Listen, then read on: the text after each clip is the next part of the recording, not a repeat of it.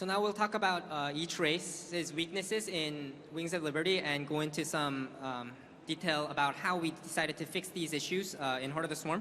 So let's first start off with Terrans, what issues they're facing in Wings of Liberty and the new units that can hopefully solve those problems.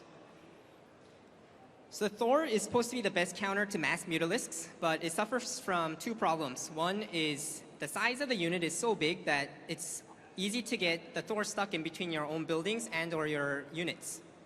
The second problem is due to the high cost of the unit, you can't reasonably bring out more than one or two Thors in general against the mass Mutalisks, which means if you're ever caught off position, the Mutalisks can easily spread out and magic box the Thor to kill them one by one.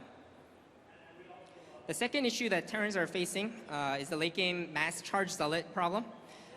Currently in Wings, the Terran players get around to this problem by using Marines, Marauders, Stimpack, and Kiting heavily in the late game. And while we think this sort of micro is very fun to have for the game, especially in the earlier mid games, we kind of wish in Heart of the Swarm, if the Terrans had an option to switch out into something different that they can deal with just straight up against the Zealots, that might introduce more choices to the Terran players and create more interesting gameplay. Terrans have a lot of options, whether it's harassing enemy bases, defending your own expansions, just spreading out your army into different choke points, or even just having a very solid 200 pop army that can really deal with pretty much anything, any threat out there. So when creating these new units, we wanted to make sure that we don't really add to their strengths, but try to find their weaknesses as well as new potential strategies that they can utilize. All right, so I want to talk about what we're showing here today for the Hellion. So we got a new transformation for the Hellion that lets it go into this battle mode where he's a lot slower and he's a lot tougher. And what this does is it allows the Hellion to withstand a lot of this late game Zealot Archon attacks that right now they have to kite like crazy to deal with. And maybe more importantly, it really allows them to be an end game fighter in those scenarios where there's just a lot of splash on the battlefield. If there's a lot of Colossus in play, if there's any number of siege tanks in play, you can bet that your Hellions aren't going to survive that first blast as they close to engage. So the Hellion right now is relegated absolutely to that sort of early to mid-game raider and harasser, and only in very special players can get the ability to make this a really massable unit for end-game battles. So I'm going to show you what this transformation looks like. I think our artist did a pretty good job on it.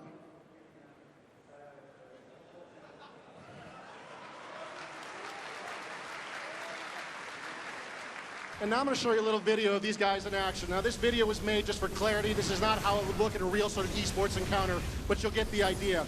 Here you can see the Terran players trying to sort of get away. He's kiting, not real well, but reasonably well against these Zealots. He just can't stand up to this kind of firepower. So we go back up into the base. We're going to get some Hellions in play here. We're cheating a little bit with the choke, but you get the idea. And they'll deploy into their battle form. And now with all this overlapping splash and their additional toughness, these Hellions will be able to withstand this charge and really deal with this kind of Zealot Archon threat. Hellions ordinarily be very unhappy with all the splash damage coming down on their heads from their own siege tanks, let alone from the Archons and the attacks from the Zealots in front of them. But the Battle Hellion, being a lot tougher, can stand up to this kind of firepower and can remain a relevant unit in these kinds of late game battles.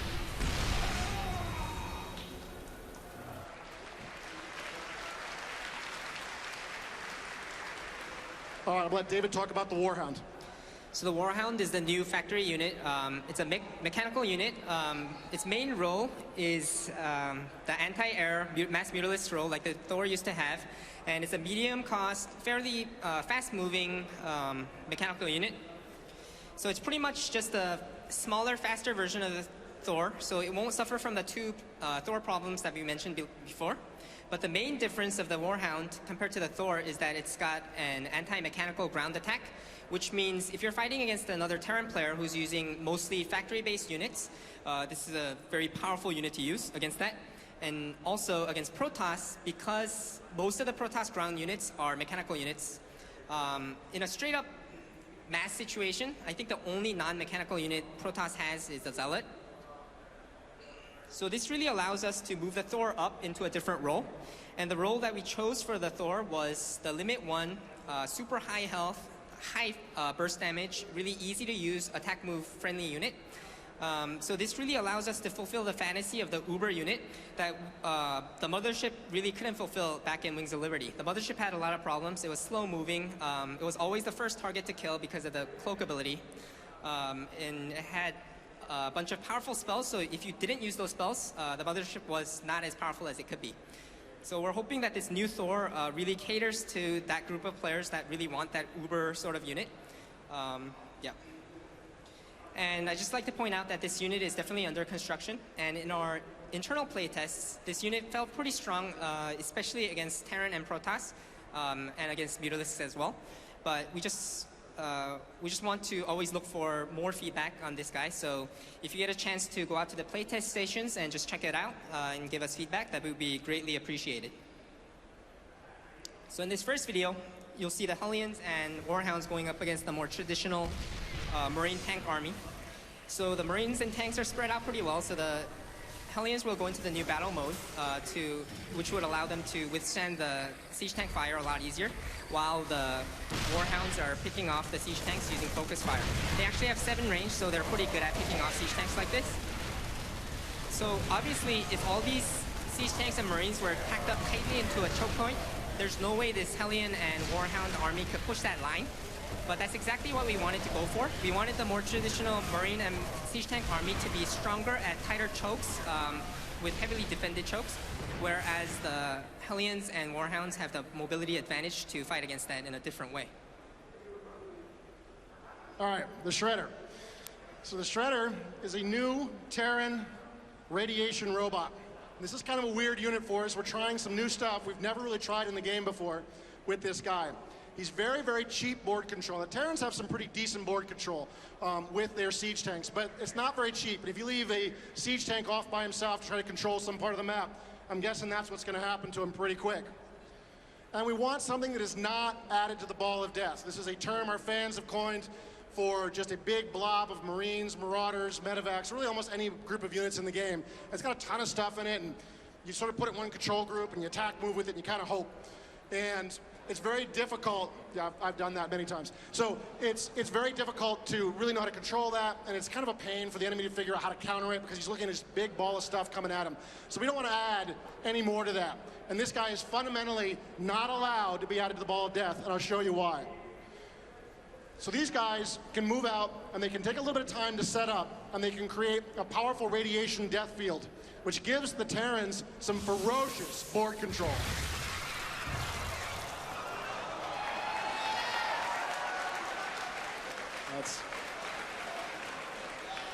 That's too bad. Sorry, Nesty. All right. But he has a fundamental weakness. He can't keep his radiation field on near other units that aren't Shredders. If other units move into the radius, he'll shut it off so it doesn't hurt them.